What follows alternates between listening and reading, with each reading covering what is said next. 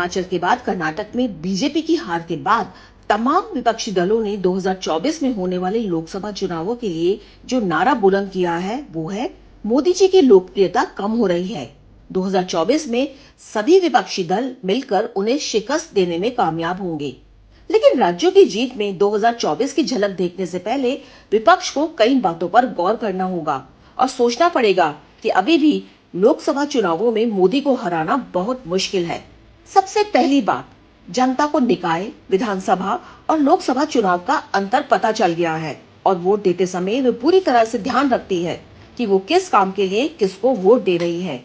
जैसा कि वर्ष 2019 में लोकसभा चुनाव से ठीक पहले छत्तीसगढ़, राजस्थान, मध्य प्रदेश के चुनावों में बीजेपी हार गई थी। यह बात अलग है, बाद में जोर तोड़ से मध्य प्रदेश में बीजेपी ने सरकार बनाई, लेकिन इसके तुरंत बाद लोकसभा के चुनावों में इन राज्यों में मोदी के नाम से जो बम्पर जीत मिली, उसने विपक्ष के मुंह पर ताला लगा दिया।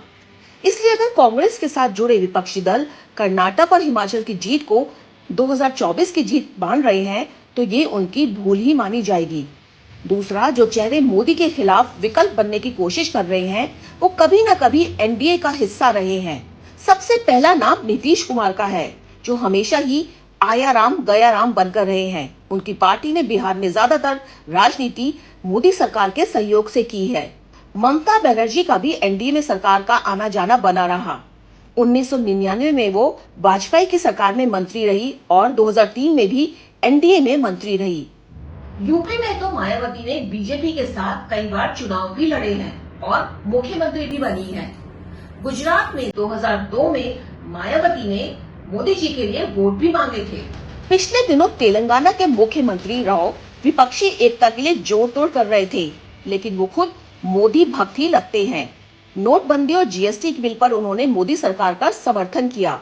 धारा 370 हटाने के मसले पर भी वो मोदी के साथ खड़े दिखे। और यही नहीं, ट्रिपल तलाक कानून पर उनके सांसद लोकसभा से गायब रहे। वहीं दक्षिण भारत के कद्दावर नेता चंद्रबाबू नायडू भी एनडीए का हिस्सा रह चुके हैं। कश्मीर के कद्दावर नेता फारूक अब्दुल्ला भी एक समय में एनडीए में रह चुके हैं। और यही नहीं, मोदी सरकार की लगातार निंदा करने वाली महबूबा मुफ्ती को जब कश्मीर पर राज करना था तो उन्होंने बीजेपी से गठबंधन कर लिया था। कुर्सी के लिए कांग्रेस का दामन थामने वाली शिवसेना की बीजेपी से सालों की दोस्ती किसी से छुपी नहीं है। जनता समझदार हो चुकी है और राजनीति के तमाम दाव पेच समझने लगी है। उसे पता है कि कुर्सी की खातिर कोई भी दल आने वाले समय में मोदी का दामन थाम सकता है।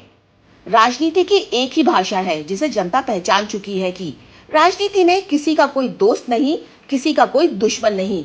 सवाल यही है कि जनता 2024 के चुनावों में मोदी के खिलाफ खड़े होने वाले इन तमाम नेताओं को, उनकी पार्टी को वोट देगी या मोदी को जिताएगी।